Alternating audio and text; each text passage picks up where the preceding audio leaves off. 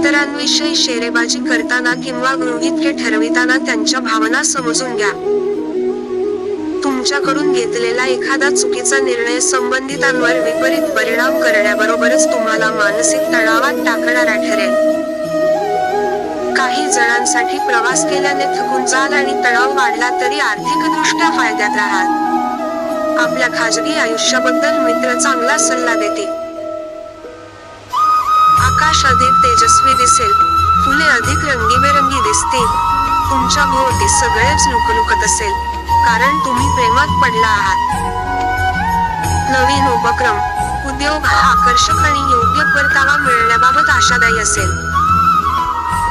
घरातील कामांना पूर्ण केल्यानंतर या राशीतील गृहिणी आजच्या दिवशी निवांत टीव्ही किंवा मोबाईलवर कुठल्या सिनेमा पाहू शकतात. आजचा दिवस तुमच्या वैवाहिक आयुष्यातील सर्वात खासगी दिवस असेल. आज तुमची प्रकृती चांगली राहील, त्यामुळे तुम्हाला यश मिळेल. परंतु तुमचे सामर्थ्य संपुष्टात येईल असे काही करण्याचे कटाक्षाने टाळा. तुम्हाला अफलातून नव्या संकल्पना सुचतील ज्यामुळे आर्थिक फायदा संभवतो. एखाद्या धार्मिक स्थळी किंवा एखाद्या नातेवाईकाच्या घरी जाण्याचा विचार पुढे येईल. आज तुम्ही प्रेम प्रदूषण पसरवाल. आजच्या दिवशी तुमच्या कामात प्रगती झालेली दिसून येईल. तुमच्यापैकी काही जण दूरच्या प्रवासासाठी रवाना व्हाल, त्यामुळे तुम्हाला दगदग होईल, परंतु त्यामुळे खूप फायदाही होईल. आजचा दिवस तुमच्या वैवाहिक आयुष्यातील एक उत्तम दिवस असले तर किंवा सहकर्मीचे स्वार्थी वर्तन या सप्ताहात आपले मानसिक सुख संपवेल. अशाच शक्यता आहे की तुम्ही वाहन चालवताना स्वतःला केंद्रित करू शकणार नाही, म्हणून गाडी चालवताना तुम्हाला या सप्ताहात अधिक सावधान राहण्याचा सल्ला दिला जातो. या सप्ताहात तुमच्या आर्थिक जीवनाची स्थिती चांगली सांगितली जाऊ शकत नाही. या पूर्ण सप्ताहात तुम्हाला धन संबंधित काही समस्यांचा सामना करावा लागेल. सोबतच तुम्ही या काळात बचत करण्यातही असमर्थ असाल, यामुळे मानसिक तणाव वाढेल.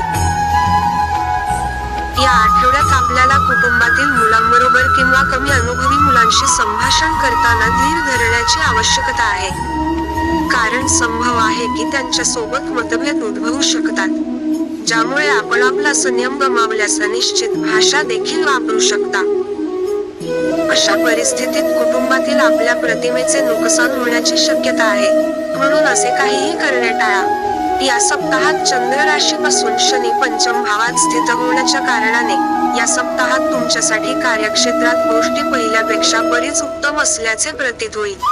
अशात तुम्ही या यशाच्या मागे ज्या लहान मोठ्या लोकांना आणि कर्मींची मदत शामिल आहे, त्यांना यावेळी तुम्हाला स्वतः पुढे जाऊन सलाम करण्याची आवश्यकता असेल, कारण यामुळे त्यांच्या सोबत तुम्हालाही यावेळी सकारात्मक प्रोत्साहन मिळू शकेल. तुमच्या साप्ताहिक राशी भविष्याच्या अनुसार विद्यार्थ्यांच्या जीवनात यावेळी बरीचशा स्थितींमध्ये सकारात्मक परिवर्तन दिसेल. जर तुम्ही स्पर्धा परीक्षेची तयारी करत आहेत तर त्यासाठी सर्वात उत्तम राहणार आहे, कारण ही वेळ तुमच्या राशीवर बऱ्याच ग्रहांची कृपा करेल, यामुळे तुम्हाला उत्तम यश प्राप्त होईल. उपाय: नियमित 33 वेळा ओम शुक्राय नमः मंत्राचा जप करा.